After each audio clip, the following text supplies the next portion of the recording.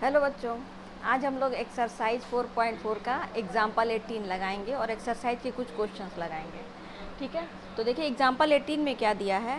कहा है कि इक्वेशन है 3x² minus 2x, 3x² minus 2x plus 1/3 is equal to 0। ठीक है, का हमको विविक्तिकर यानी डिस्क्रिमिनेंट निकालना है। क्या निकालना है? विविक्तिकर यानी डिस्क्रिमिनेंट।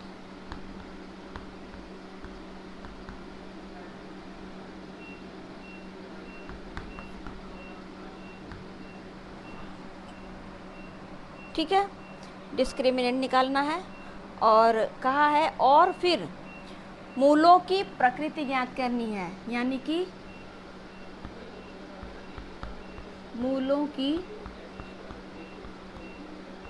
प्रकृति यानी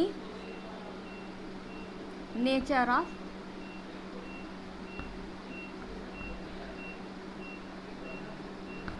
रूट्स निकालना है और यदि वे रियल हैं तो उन्हें ज्ञात भी क्या करना है, यानी कि हमें मूलों को ज्ञात करना है, यानी रूट्स को निकालना है। ठीक है, 3 काम करना है।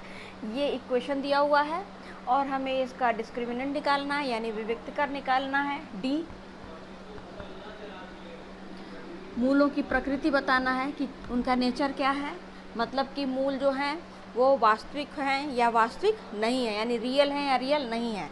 और अगर मूल वास्तविक हैं तो उनके मूलों को भी ज्ञात करना है। अगर मूल वास्तविक नहीं है तो मूल तो ज्ञात नहीं होंगे, लेकिन अगर मूल वास्तविक हैं तो उनके मूलों को भी हमें ज्ञात करना है। ठीक, तो हम लोग इसका सॉल्यूशन देखा जाए। सॉल्यूशन में देखो क्या है। सॉल्यूशन में इसको लिखा जाए, हम लोग लिख सकते हैं 3x² minus 2x plus 1/3 is equal to 0। अब इसको हम लोग क्या करें, ये 3 है तो इसका हम लोग ऊपर पूरे में 3 से मल्टीप्लाई करते हैं, ये अपॉन हट जाएगा।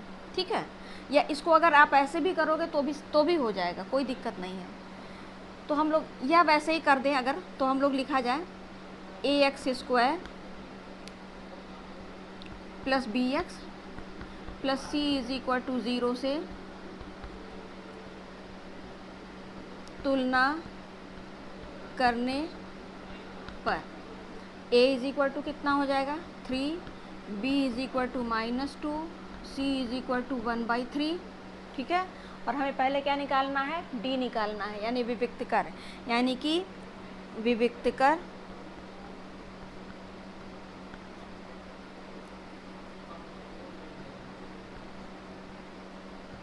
d इज इक्वल टू क्या होता है b² माइनस 4ac, यानी b इज इक्वल टू कितना है -2 का होल स्क्वायर माइनस 4, a की जगह पे क्या है 3 और c की जगह पे कितना है 1/3। ये 3 से 3 कैंसिल हो जाएगा तो d इज इक्वल टू आपका आ जाएगा, d इज इक्वल टू हो जाएगा 4 माइनस 4 इज इक्वल टू 0। आई बात समझ में। अब चूंकि d इज इक्वल टू 0 हो गया, d इज इक्वल टू 0 हो गया और d इज इक्वल टू 0 हो गया तो हम लोग मूलों की प्रकृति बता सकते हैं। क्या है, सेकेंड वाली प्रॉपर्टी होगी कि अगर b² माइनस 4ac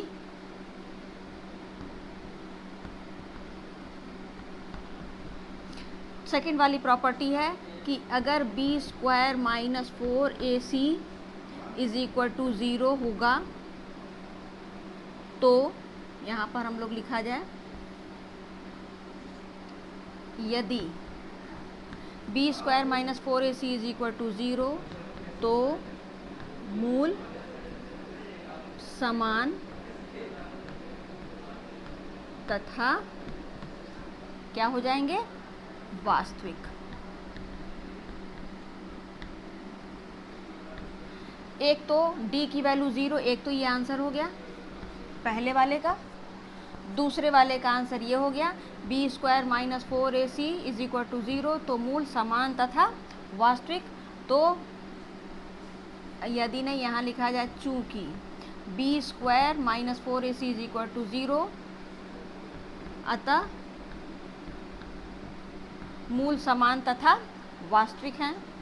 और तीसरा कहा था कि अगर मूल वास्तविक हो तो आप इनके रूट्स निकालिए, यानी मूलों को ज्ञात कीजिए।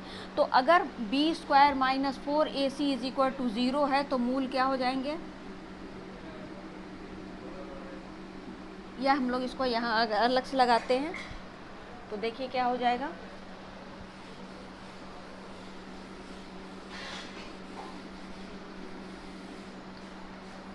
अब हम लोग लिखा जाए x is equal to minus b plus minus under root b square minus 4ac is equal to upon 2a। अब आप देखो यहाँ पे बी स्क्वायर माइनस 4ac की वैल्यू कितनी आई है, 0। जो हम लोग सिंप्लीफाई यहाँ पे किए हैं, बी स्क्वायर माइनस 4ac की वैल्यू कितनी आई है, 0 आई है। यानी इस पूरे बी स्क्वायर माइनस 4ac की जगह पे हम लोग क्या लिख दिया जाए, 0 लिख दिया जाए। तो x इज इक्वल टू हो जाएगा minus b plus minus under root 0 upon 2a, ठीक है, is equal to minus b plus 0 upon 2a और minus B minus 0 upon 2a। क्यों? क्योंकि 0 का अंडर रूट 0 तो अंडर रूट कुछ होता ही नहीं, 0 हो जाएगा। एक बार प्लस ले लिया, एक बार minus, is equal to minus B upon 2a और माइनस बी अपॉन 2a, ठीक है। x की दो वैल्यू हो गई, दोनों क्या है, समान, यानी कि दोनों मूल समान, यानी कि दोनों, देखिए दोनों बराबर हो गए। अब हम लोग इसकी वैल्यू रख देंगे तो x की दो मूल प्राप्त हो जाएंगे हमें। तो हम लोग लिखा जा सकता है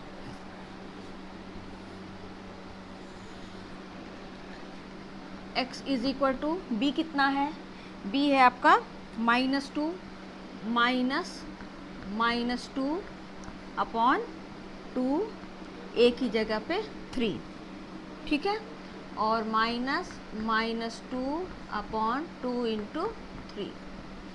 x is equal to 2 upon 6 और 2 upon 6 is equal to 1 upon 3 और 1 अपॉन 3।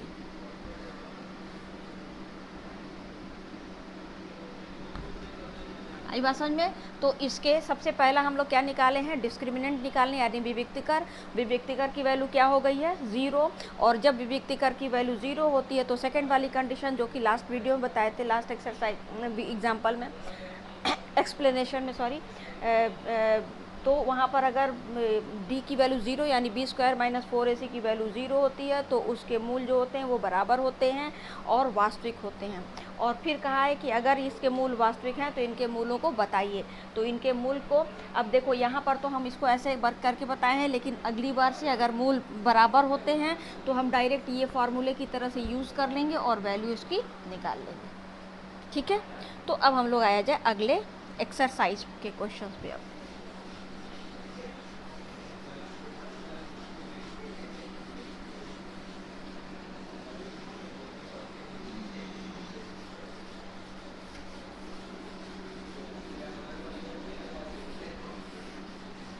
अब हम लोग आगे देखा जाए, कहा है एक क्वेश्चन नंबर 1, एक्सरसाइज 4.4 का क्वेश्चन नंबर 1 है।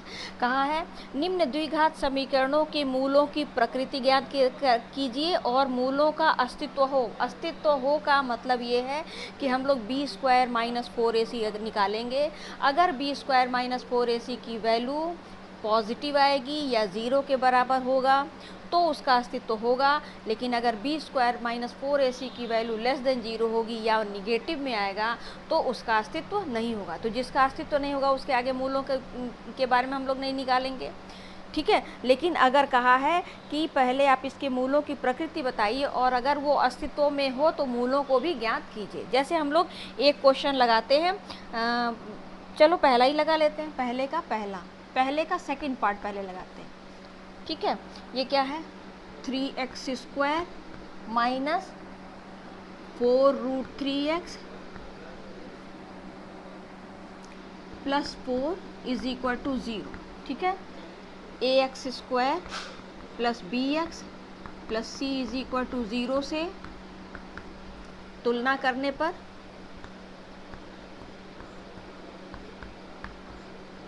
तुलना कर दीजिए, a is equal to 3, b is equal to -4 -4√3 और c इज इक्वल टू 4। ठीक है, तो सबसे पहले हम लोगों को क्या बताना है कि इसके मूलों की प्रकृति क्या है। तो मूलों की प्रकृति के लिए हम लोग पहले बी स्क्वायर माइनस 4ac निकाला जाए, यानी d निकाला जाए। तो d इज इक्वल टू क्या होगा, बी स्क्वायर माइनस 4ac।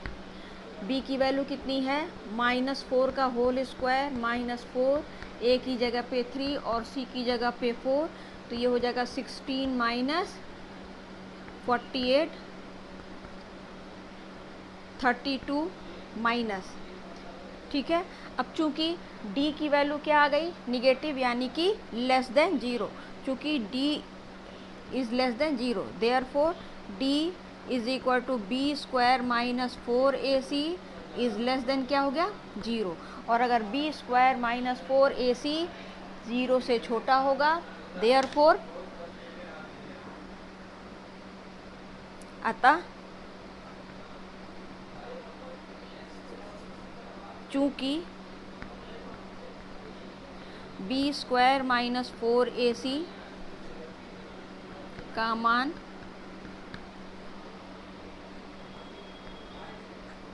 शून्य से छोटा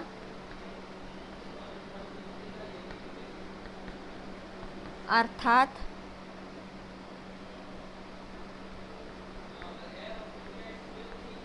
ऋणात्मक है, अतः इसके मूल वास्तविक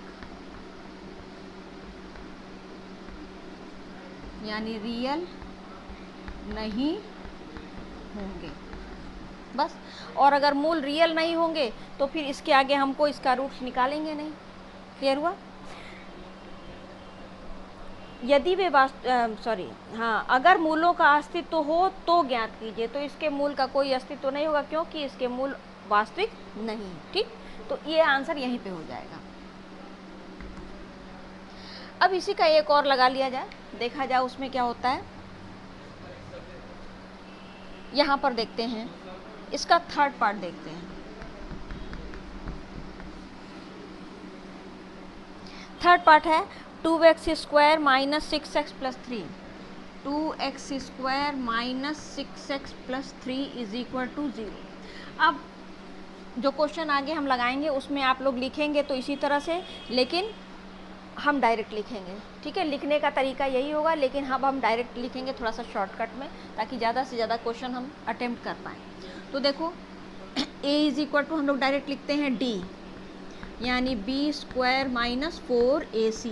ठीक है, इज इक्वल टू कितना हो जाएगा, b कितना है यहाँ पे -6 का होल स्क्वायर -4, a की जगह पे 2 और c की जगह पे 3, तो ये हो जाएगा 36 माइनस 4 2 जार 8 24 इज इक्वल टू 12। तो b square minus 4ac, b square minus 4ac is equal to 12 which is greater than 0, 0 से बड़ा। B square minus 4ac is greater than 0, तो यहाँ लिखा जाएगा चूँकि बी स्क्वायर माइनस 4ac का मान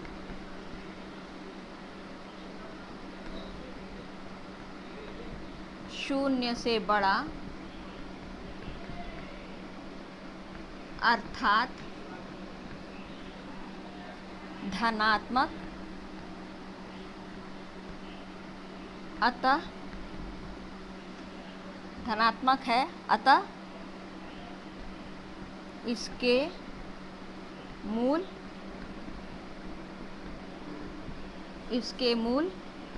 भिन्न भिन्न तथा क्या होंगे, वास्तविक होंगे। और अब क्या कहा है कि यदि इसके मूल वास्तविक हैं तो उन्हें ज्ञात कीजिए। तो चूंकि हम लोग ये निकाले हैं और इसका मूल क्या आ गया, वास्तविक हो गया, अब इसका हम लोग मूल निकाल सकते हैं। तो मूल निकालने के लिए अब देखा जाए क्या करते हैं, इसको हम लोग मिटा देते हैं।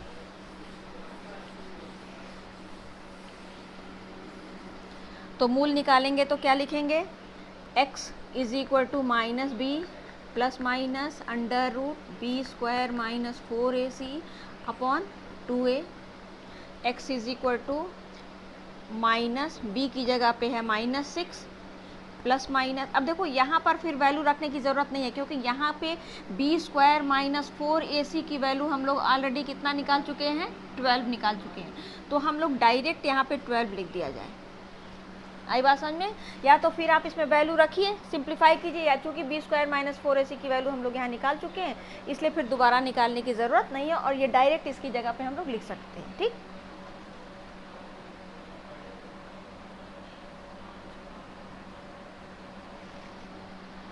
ठीक। अब ये हो जाएगा अपॉन 2 और a की जगह पे कितना हो जाएगा 2। तो x इज इक्वल टू हो जाएगा 6 प्लस माइनस अंडर रूट को हम लोग लिख सकते हैं 4 3 ज़ा 12 अपॉन 4 इज इक्वल टू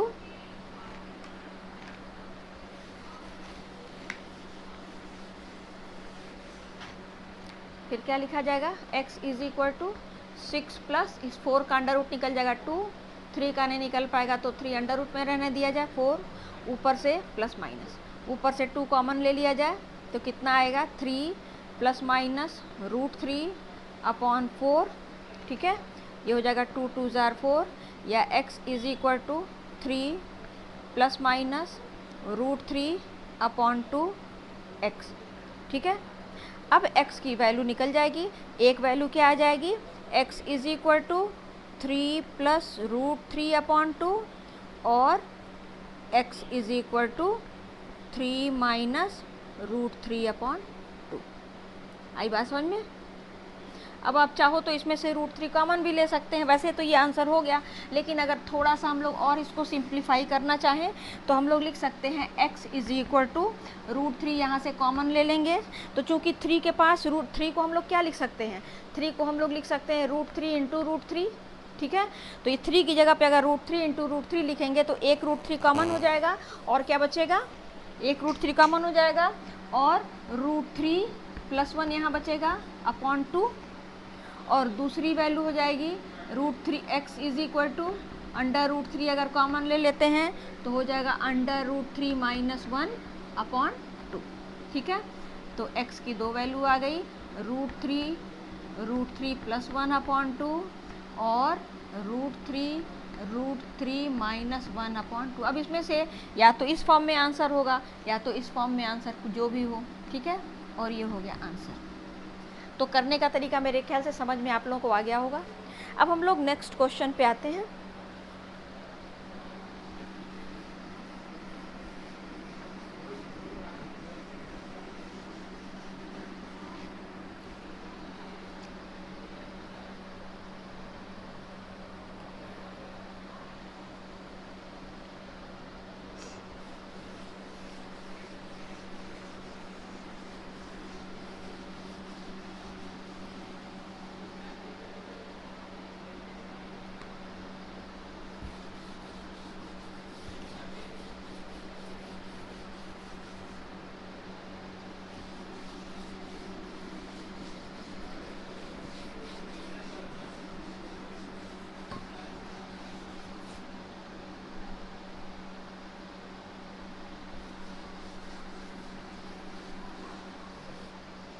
अब देखो हम लोग क्या लगाया जाए, क्वेश्चन नंबर 2 कहा है, क्वेश्चन नंबर 2 में कहा है निम्न प्रत्येक द्विघात समीकरण में k का ऐसा मान ज्ञात कीजिए जिसके दो बराबर मूल हों। अब देखो यहाँ पर दिया है 2x² plus kx plus 3 is equal to 0।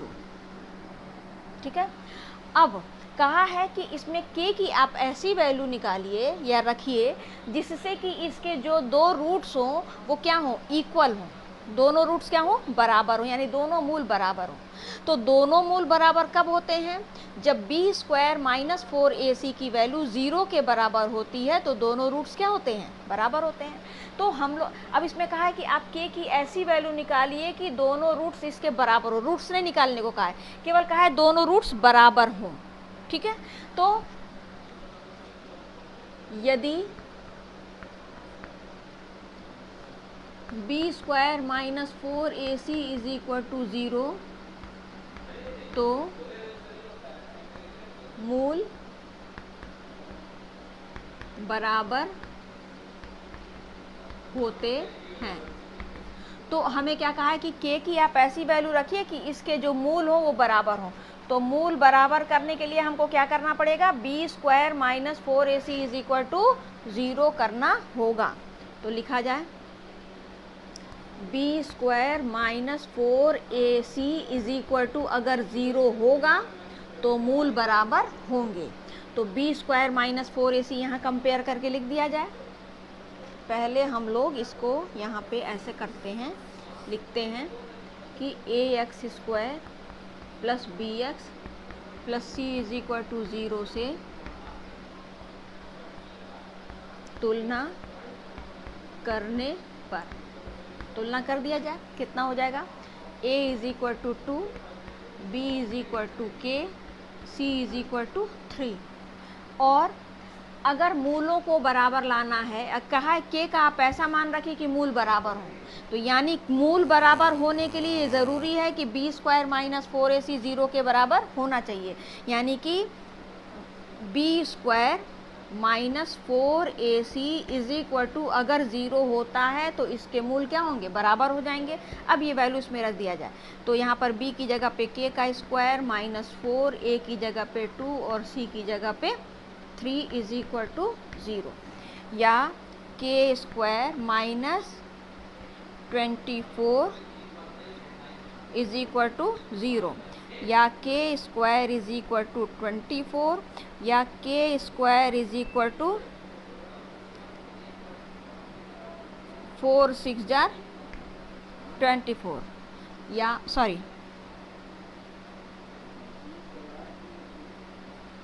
या हम लोग लिख सकते हैं कि k is equal to under root 4 into 6, या k इज इक्वल टू 4 का अंडर रूट 2 अंडर रूट 6।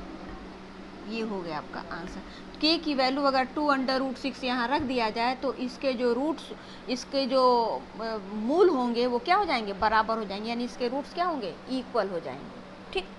ठीक इसी तरीके से है कि क्वेश्चन नंबर इसी का, ये दूसरे का फर्स्ट पार्ट था और ये दूसरे का सेकंड पार्ट। सेकंड पार्ट है kx ब्रैकेट में x minus 2 plus 6 is equal to 0। अब ये हो जाएगा kx square minus 2kx plus 6 is equal to 0, या अब लिखा जाए ax square plus bx plus c is equal to 0 से तुलना करने पर, तुलना कर दिया जाएगा तो a इज इक्वल टू क्या आ जाएगा, k, b is equal to आ जाएगा माइनस 2k और c इज इक्वल टू 6। आई बात समझे। अब फिर वहाँ पर, यहाँ पर वही है, वही कहा है कि k का आप ऐसा मान निकालिए कि इसके मूल क्या हो, बराबर हो। तो मूल बराबर होने के लिए क्या होना चाहिए, मूल बराबर होने के लिए